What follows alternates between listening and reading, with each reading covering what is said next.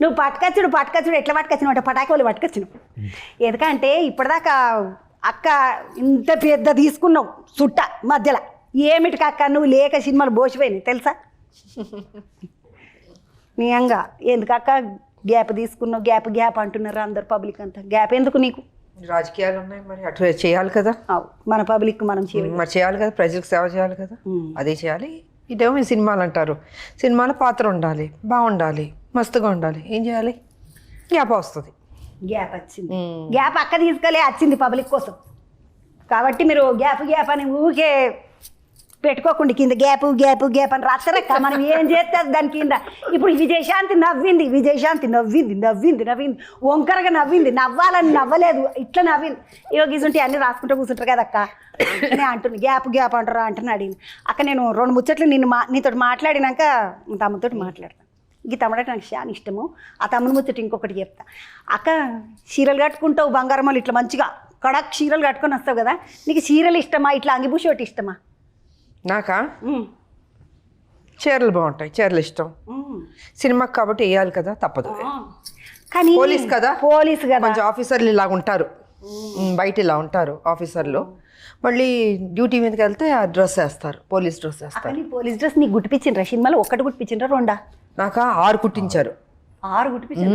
6 రోజులు నడిపించింది పిల్లగాడు. 6 గుట్టిపించింది అంటే సంవత్సరం 6 నెలలు. 6 నెలలు. ఇప్పుడు అవన్నీ మళ్ళీ వేలమెత్తారా విజయశాంతి మేడం వాడిన పోలీస్ డ్రెస్సులని? ఇంకా వాడరు, అది అలాగే అవి కొనుక్కుంటారు నాసుంటోళ్ళు కొనుక్కుంటారు అక్క వేలమేస్తే. మరి ఏందా మామూలు అనుకుంటున్నా విజయశాంతి మేడం వాడే పోలీస్ డ్రెస్ అంటే అట్లా పెట్టుకోవచ్చు ఇంట్లో మనం. లేకుంటే పూరలకి ఇగో ఇట్లుంటది విజయశాంతి మేడం అంటే సరిపోదు.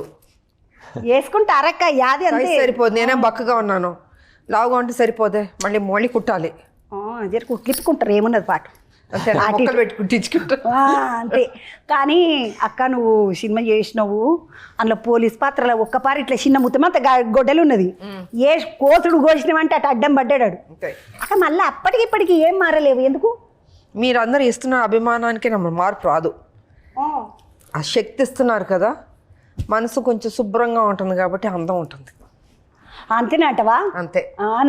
అంటే ఆ మొహంలో కనపడుతుంది.